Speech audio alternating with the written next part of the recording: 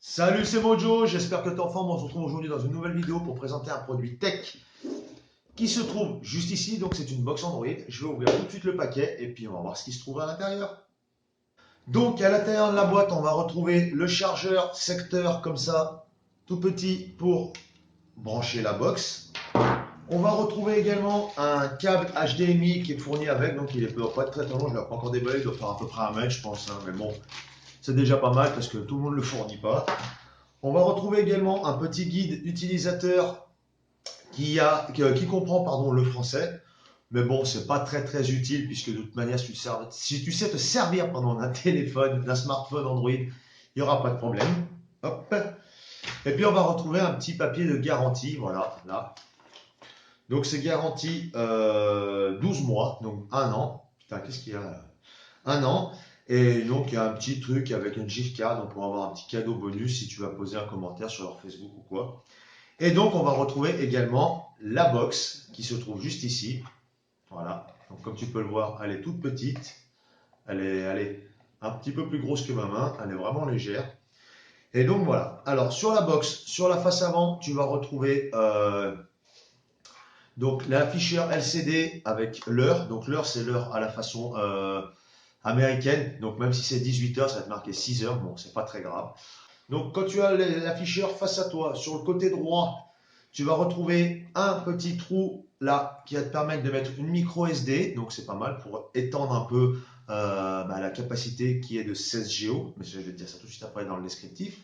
À l'arrière, tu vas retrouver donc une entrée SPDIF donc pour le son, deux USB 2, un port RJ45 si jamais tu veux le connecter en RJ45, un port HDMI et donc le port d'alimentation pour le transformateur. Voilà.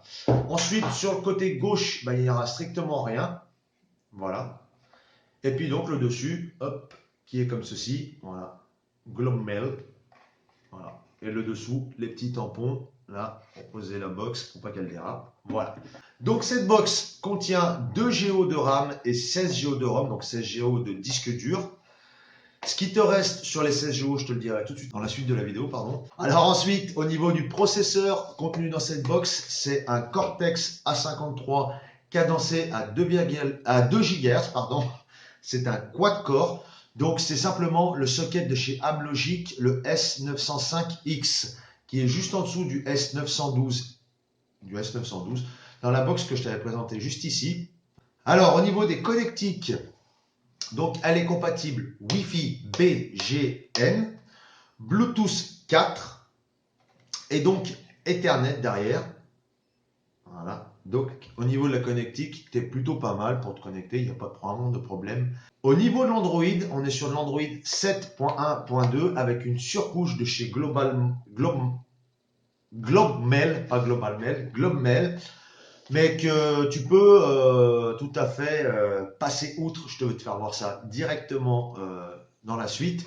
Et donc voilà, la mise à jour peut se faire directement via Internet. Donc il y a une petite icône, un petit logiciel. Il suffira simplement de cliquer et de télécharger la mise à jour pour faire la mise à jour de la box. Donc là, elle est livrée avec la dernière mise à jour du mois de novembre. Donc ça ne pose pas de gros soucis au niveau des mises à jour. Il n'y a pas de problème, c'est suivi. Alors comme tu peux le voir, là c'est le launcher d'origine installé par défaut sur la box Android. Donc c'est vraiment pas terrible au niveau qualité, et puis c'est vraiment pas trop ergonomique. Enfin bon voilà, c'est pas vraiment génial. Donc moi ce que j'ai fait, j'ai installé Launcher Google Launcher No, qui ressemble vraiment à un type smartphone. Tu peux également installer TV Launcher qui va te permettre d'avoir une interface plutôt type Smart TV, donc Android TV. Voilà, donc moi je vais lancer Launcher Google No. Voilà. Donc comme tu peux le remarquer, c'est vraiment type smartphone, hein. Donc à gauche, tu retrouves bien les actualités et tout là de ce côté-là. Au milieu, tes machins, tu as bien ton tiroir d'applications. Voilà, hop. Alors, ce qu'il faut savoir par défaut avec cette box, c'est que tu n'as que le Play Store d'installer par défaut. Avec Google Chrome, c'est tout ce que tu as au niveau de Google. Alors, il te faudra installer, une fois que tu l'auras ouvert, il faudra installer depuis le Play Store, donc ça pose pas de problème, hein. Mais il faudra installer YouTube, Google, donc les services Google, Google Play Jeux, et puis Gmail, et puis voilà, enfin tout ce que tu veux installer pour Google. Par défaut également, il y a un File Browser, donc c'est un gestionnaire de fichiers. AP Installer, donc ça c'est par exemple si tu télécharges des APK, ça permet de l'installer directement les APK. Un Media Center, mais qui est vraiment pas terrible. Et puis donc voilà, il y a aussi l'Update Backup, en fait c'est pour permettre de faire des mises à jour directement depuis Internet. Voilà ce que tu vois en gros dessus. Donc ça, c'est moi qui l'ai installé. Kodi, c'est moi qui l'ai installé. Bon, ça, je vais l'installer pour enregistrer. J'ai installé également Gboard, le clavier de Google, qui est vraiment super sympathique, je trouve. Voilà.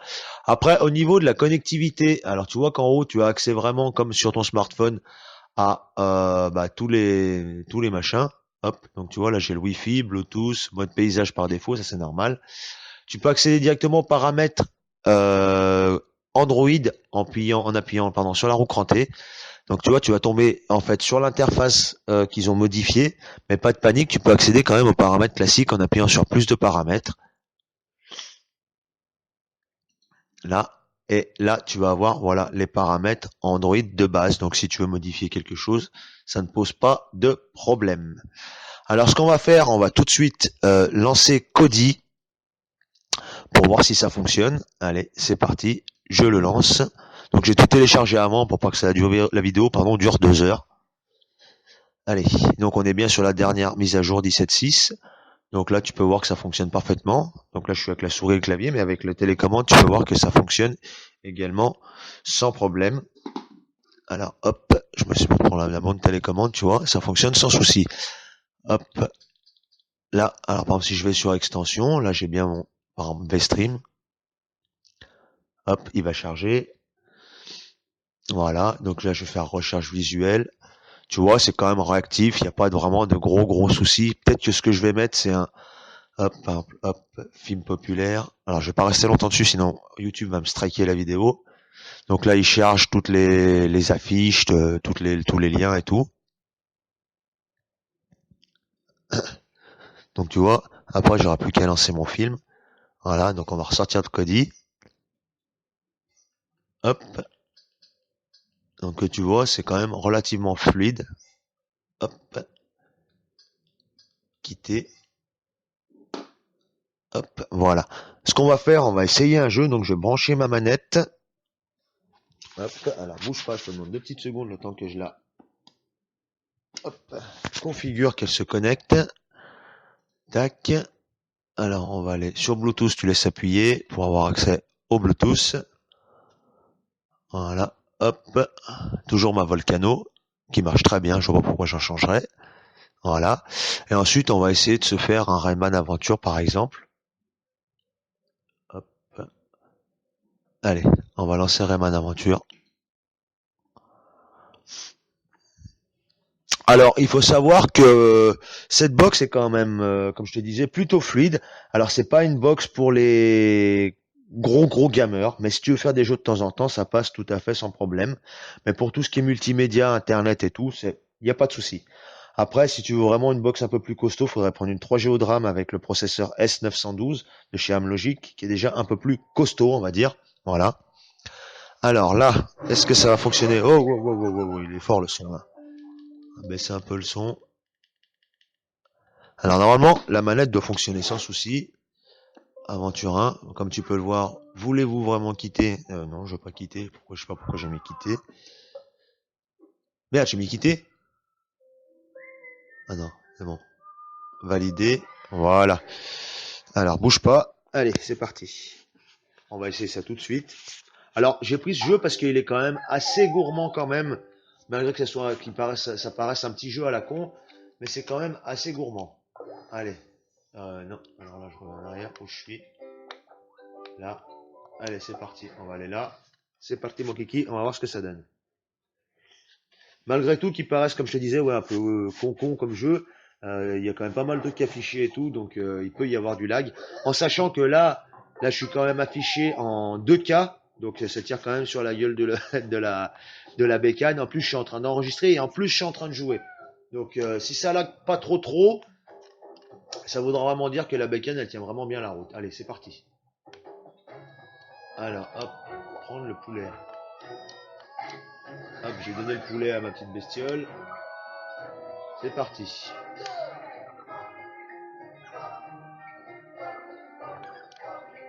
D'accord, donc il faut aller de l'autre côté. Olé. Bon, tu vois, il y a des minuscules ralentissements, mais comme je te dis, je suis affiché quand même en 2K, j'enregistre en même temps et en plus je suis en train de jouer. Donc si je fais pas tout ça, je pense que ça devrait le faire sans problème. Merde. Voilà. Non, franchement, c'est vraiment pas mal du tout. Ah, il y a un petit bonhomme. Ah là, je l'ai libéré. Je sais pas qui c'est ce prisonnier. Il n'y a pas de quoi, mon pote. Non, non, franchement, ça marche super bien du tonnerre. Ça fait une bonne petite bécane pour jouer, des petits jeux, pour passer le temps, pour aller sur Internet, pour du YouTube, pour tout ça. Il n'y a pas de souci. D'ailleurs, on va essayer tout de suite. On va arrêter le jeu là parce que sinon la vidéo va durer 2 heures. Et c'est pas le but de faire une vidéo sur le jeu. Ouais, tu vois, il y a des minuscules ralentissements, mais comme je te dis là, ça m'inquiète pas du tout, c'est normal puisque je suis en train d'enregistrer et tout. Alors, maintenant, ce qu'on va faire tout de suite, on va essayer une navigation Internet. Tac. Donc, je te fais voir un peu de tout, comme ça, tu verras que je mens pas. Hein. Je suis ni payé par le fabricant de la box, ni payé par qui que ce soit pour faire ça, ni par Amazon. Alors, attends, on va aller sur, on va chercher Mojotech TV, tant qu'à faire. Merde. Ah putain, ouais, c'est parce que là, c'est moi qui ai fait le con, j'ai pas programmé mon clavier, donc je suis sur clavier QWERTY au lieu d'être AZERTY, c'est pas grave. C'est pas très méchant, ça se règle facilement. Donc comme tu peux le voir, hein, hop, là si je vais directement là, tac, ça fonctionne, il n'y a pas de problème du tout. Voilà. Donc là je suis bien sur ma chaîne, impeccable. Alors on va fermer ça. Alors pour fermer, on va revenir avec la télécommande sur la maison. On va essayer également YouTube, voir si ça fonctionne comme il faut. On va prendre... Là si je mets ça, je vais me faire striker. Ça aussi, mettre Gims à la con. Qu'est-ce qu'on peut mettre? Ce que votre caca vous dit, non. Bon, on va prendre ça, j'en sais rien. Hop. Là, on va voir si ça fonctionne. Je vais mettre en plein écran, on va voir ce que ça donne. Donc là, ça est un peu long au niveau du chargement parce que j'ai quelqu'un qui est sur le réseau. Hein, c'est pour ça, hein, simplement. Donc là, j'ai la pub à la con. Hop, ignorer. Hop. Comme tu peux le voir, voilà. C'est nickel. Il n'y a pas de problème. Il y a tout qui fonctionne. Sans souci. Par contre, ce que je vais peut-être installer, c'est un truc pour récupérer un peu de RAM parce que je sais pas si c'est très très bien géré. Donc je vais peut-être installer ça sur la bécane, mais sinon hormis ça, ça marchera très très bien. Donc après tu peux voir que le gestionnaire de fichiers, hop, celui par défaut, ben voilà, il fait le boulot, hein, c'est un gestionnaire de fichiers, hein, local disque, voilà, t'as accès à tout, download, au machin, voilà. Ça, tu sais ce que c'est. D'ailleurs, je vais le supprimer parce que ça, je le conserve. Voilà. Donc après le Play Store, je te dis, tu y as accès, il n'y a pas de problème. Voilà. Donc tu vois, tout fonctionne, pas de problème. Hop. Au niveau du stockage, tu peux te voir quand même qu'il va te rester, malgré ce que j'ai installé, donc on va dire 2 jeux, plus je suis en train d'enregistrer, plus les logiciels que j'ai installés. Au niveau du stockage, il te reste quand même, hop, si je me dis pas de bêtises, il doit rester 10 Go de libre, application, ouais, tu vois, 9 Go 2, avec tout ce que j'ai installé plus mes enregistrements. Hein. Donc il doit bien te rester quand même les 10 Go. Donc 10 Go de libre, c'est plutôt pas mal, sachant qu'en plus tu peux tout à fait installer un disque dur externe puisque tu as les ports USB, donc ça pose aucun problème si tu mets un disque dur externe pour mettre tes vidéos, par exemple tes photos ou ce que tu veux. Donc voilà, et ben écoute, je vais te reprendre tout de suite Facecam pour voir, pour en finir avec cette petite vidéo.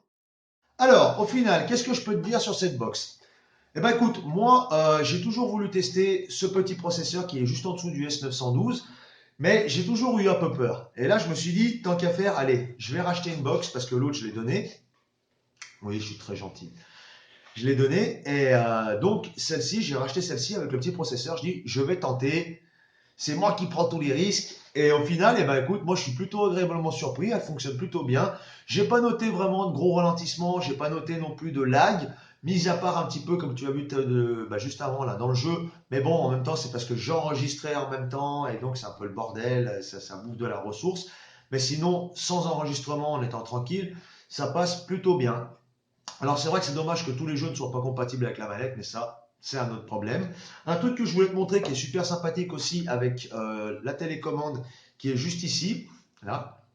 Donc tu vois, en bas là, tu as une touche qui représente une souris. Donc en fait, si tu veux, quand tu vas être par exemple sur le navigateur et que tu n'arrives pas à aller dans un certain endroit pour essayer de modifier le nom ou quoi, tu peux cliquer sur le bouton souris, ça va te faire apparaître une souris à l'écran, comme une souris de ton PC, et tu vas pouvoir bouger simplement avec les flèches comme ça, à droite, machin, et valider avec le OK.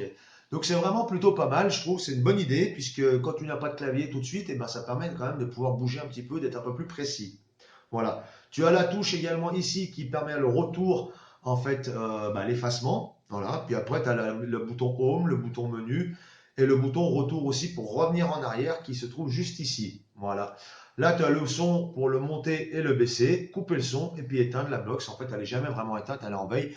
Mais ça, c'est des machins, c'est 5 volts, je sais pas combien de watts. Attends, je vais te dire ça tout de suite. C'est pas marqué. Mais bon, de toute manière, ça bouffe pas, à mon avis, 1 ou 2 watts. Donc, on va dire 10 fois, 20 fois moins que ton PC. Donc, autant te dire que ça te coûte rien, même si ça reste tout le temps en veille, ça bouffe moins qu'une télévision. Donc voilà. Eh ben écoute, moi ce que je vais te faire, je vais mettre dans le descriptif le lien vers cette box. Je t'ai pas donné le prix bien sûr, parce que je suis un imbécile plutôt. Alors, elle est au prix de 64,99 €, donc on est bien dans les tarots pour ce genre de processeur. Après, si tu veux sur du S912, on sera plus dans les 90 euros. Donc ça fait quand même 30 € de différence. Est-ce que ça vaut le coup si t'es pas un gros joueur Android? Non, je pense pas. Voilà. Eh ben écoute, comme je t'ai dit, je vais te mettre dans le descriptif le lien pour aller acheter cette box si elle t'intéresse. N'oublie pas de t'abonner et de cliquer surtout sur la cloche parce que Amazon veut striker les petits et si tu ne cliques pas sur la cloche, tu n'auras aucune notification.